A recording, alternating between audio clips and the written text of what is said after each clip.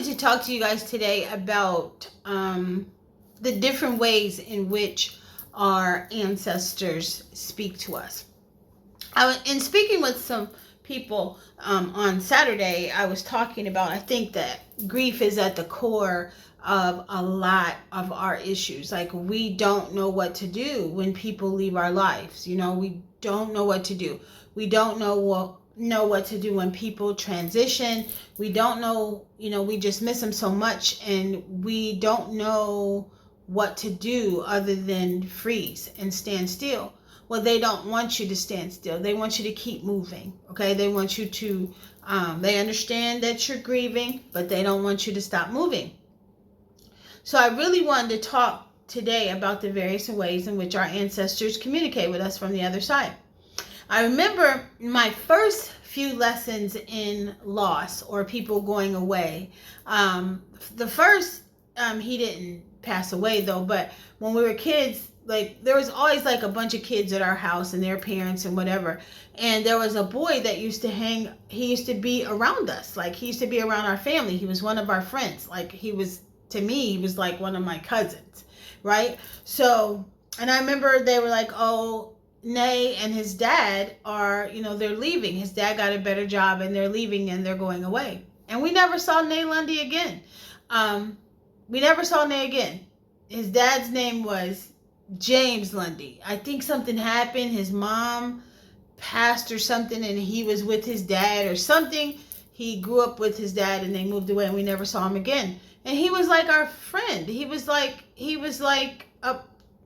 family as far as I'm concerned. So here we go. Like, this is somebody that we're used to seeing, and now they're gone. The next lesson for me, I was 5 years old, and there was a family that lived down the street from us, and there was one girl that I remember her in kindergarten with me and everything. And then one day, here we go again, her dad was in the military and they were moving away. And I always, my whole life, wondered, like, what happened to them? Where'd they go? Blah, blah, blah, blah, blah, right? And then I was dating this guy, and we went to Florida, right? And he had family in Florida, right? True story. So we go to their house. I will never forget it. Like, as soon as I see these people, there's something very familiar to me about these people.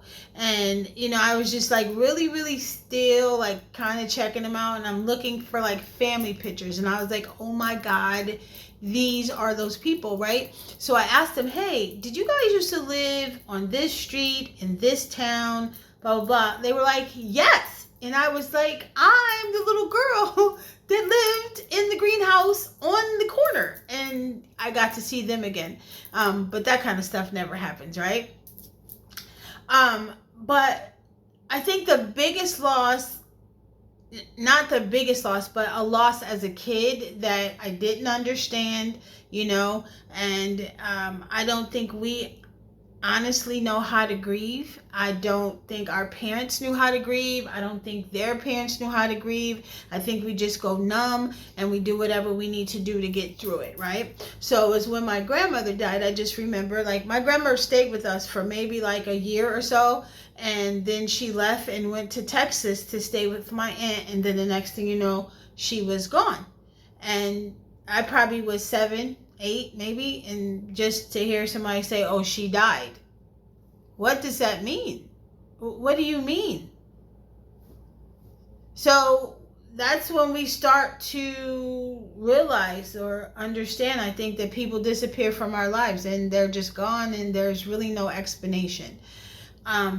That's where it starts. And then throughout the years, we start to lose friends and loved ones and things of that nature, and we don't know what to do with that pain. Yeah, it's real easy to say, oh, they're in a better place. Oh, they're gone they're on the other side, they're whatever. It's real easy to say that, but it doesn't help.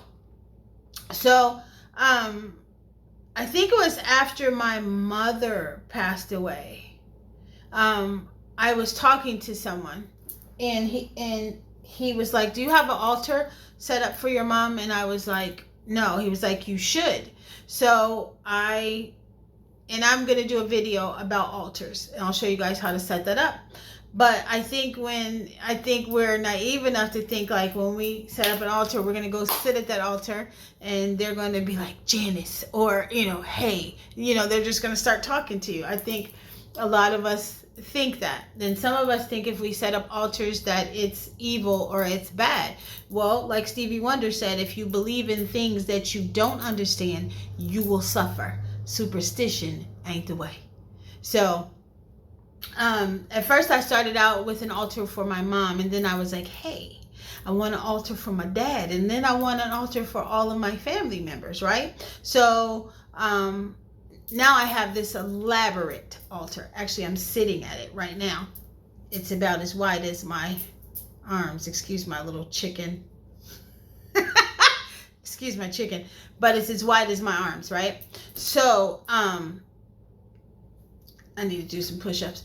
But I'm sitting at this altar right now, but it has pictures of my ancestors, some of the things that they like, their pictures, different things that I set out for them, candles, etc., etc. But I wanted to talk to you guys today about the various ways in which our ancestors communicate with us from the other side.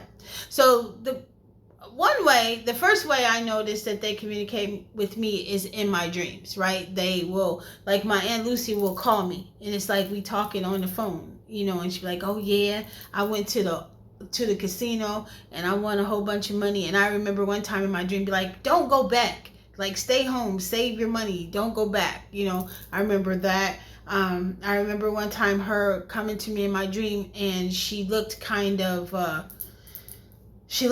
disheveled, like she needed something, right? So I burnt some ancestor money for her. We'll talk about that too. We'll talk about gotta make it rain in the afterlife, baby. You gotta make it rain. We'll talk about that too. So I burnt some ancestor money for her, but she will come visit me all the time. My mom will come visit me in my dreams a lot.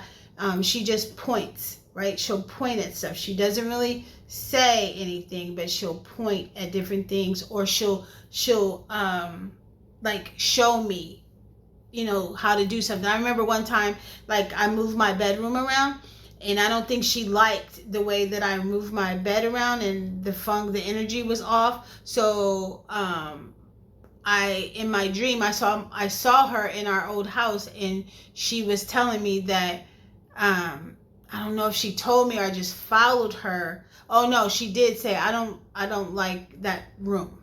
That's what she said. She did. She said, I don't like that room. So we went in what was her bedroom, and then she showed me my bed back the way it was, and then she showed me her like pulling the covers up. So she was communicating with me in the dream state that she did not like the way that I had turned my bed. My dad, of course, he comes to me in my dreams. He also points, like he will also point, and he doesn't say much. He just appears, right? Like one time he just appeared to me standing in my bedroom door, like right after he transitioned, maybe 6 months to a year after he transitioned. I woke up one morning and he was just standing in my doorway. And when I looked at him, he stood there for a second and then he disappeared. Another way in which your ancestors will communicate with you, there's this lady that stands over me when I'm sleeping. Like, I've woke up a couple times and she was just standing there, and then she goes away. So your dreams is one way that they communicate with you. Another way that they communicate with you, and I just realized this year. So when we were younger, my grandmother lived in Chicago. My father's mother lived in Chicago, and we would always go as a group to Chicago to visit her.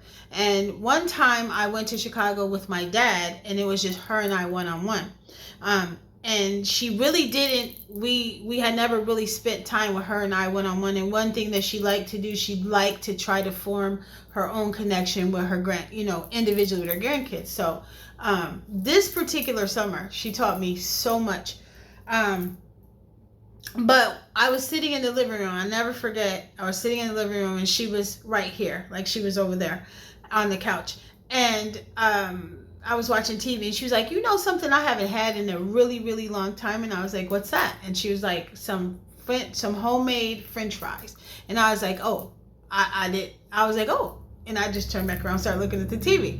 So a little while later, she hopped up and I heard all these pots and pans banging in the kitchen, and I didn't know what she was doing. And a little while later, she came and she shoved these French fries in my face. It's like, okay, so thank you. I gobbled them up.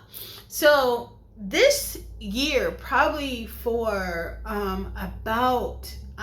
relentlessly, for like 2 or 3 or 4 months, that I craved potatoes, French fries, homemade French fries. I just couldn't get enough of homemade French fries. And then one day I had that memory of her making me those French fries, or I was telling somebody that about that incident. And I was like, "Oh my God, it's her. She wants the French fries." I mean, I kept eating French fries. And I was like, "Good Lord." I just kept eating French fries. So I finally made some homemade French fries and I took them and put them on the altar, and I told her that they were for her. And after that, I didn't have any more craving of the homemade French fries. She was communicating with me that she wanted fries. She wanted those French fries. Of course, they can't eat the fries. It's the essence and the fact that you went and got something, or you prepared something for them and gave it to them. My Aunt Lucy, before she transitioned, she would always tell me she wanted a Clark candy bar and a Zero candy bar. And I would just laugh, because like those were the oldest candy bars in the book. It's like, you can have a Snicker, but she was two particular candy bars that she wanted. And I'll never forget, after she transitioned, I was at a store and I saw both of them. And I was like, so I bought both of them and I put them on the altar for her. I had a dream about this man, right? And I was sitting somewhere, and I had a plate of peach cobbler. I just had a plate of peach cobbler, and I was sitting. It seemed like a train station, that I was just sitting in this train station with this plate of peach cobbler, and this man comes up on my left, and he takes his finger and he sticks his finger in my peach cobbler, and he looks at me and he smiles and he keeps going. So I made a few days after that, I made a whole peach cobbler and left it on my altar. I divided it up on my altar. But that's the different ways in which they communicate with you, right? They will communicate with you. You want something from them, you got to give them something. Everything is give and take. It's not all take. If you want them, you're coming to your altars with your problems, with your sorrows. I need help with this. I need help with that. So you need to give them something, right? You need to give them something. You always want to keep a glass of water on your altar for them. And like I said, I make it rain in the afterlife with ancestor money. So these are these 10 billies? Yes, these are 100 billies. I burn 100 billies for the ancestors in the afterlife. Definitely want to do that. You want to give them some of the things that they used to like. If they liked a little whiskey or a little, some cigarettes, they absolutely love tobacco. So I don't like the smell of cigarettes, but I will burn sweet tobacco for them. I love the smell of tobacco, sweet tobacco though. Just things that they like. You want to keep that stuff alive. You want to keep that stuff on the altar for them, right? I don't know this for sure, but I've heard that they actually cannot see us per se, but they can see the candle flame, right? They can see the candle flame, and then if there's water, energy can move through water. So you always want to keep a fresh glass of water on your altar for them. A fresh glass of water. I make it a habit of changing the water a couple days to a week. These are your people. You don't want them. Would you not, get your water game up? But you want to do that for them. Also, if your water turns like murky, I didn't know this until a few weeks ago. Like every one of my altars, all the water on every altar turned murky. And I was like, what the heck? And I looked that up and it said, at first I thought like, oh, it was unclear. They couldn't understand what I was wanting or what I was asking for. And then when I read that all the altars turned murky, about all the altars turning murky, it was just saying how they were, whatever I asked for, they were working to manifest it. So that was pretty cool. These are my notes down here. The other way in which your ancestors will speak to you is through music. Like this has happened to me so many times.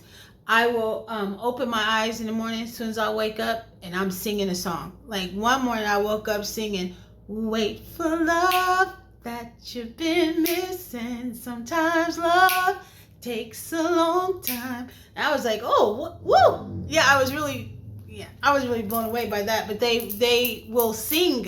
They will place a song on your heart. Or just between that state between opening your eyes right in the middle, they'll say something. They'll drop something. Like they'll drop a word or they'll drop a message. That's how they communicate with you. My ancestors love to mess with light bulbs blowing out, or they'll make my smoke detector go off and I'll go get a chair because I don't like smoke detectors beeping. Like, now I heard about this on the remix years and years and years ago, and I never was one to have smoke detectors beeping in my space anyway, but I hear so many people, like people that do YouTube videos with beep, beep, that's telling you, I learned this from Miss Blue, big ups to Miss Blue, that there is something going on inside your sacred space and you are not paying attention to it. So if your smoke detector is going off, please go get some batteries. Okay, get it together.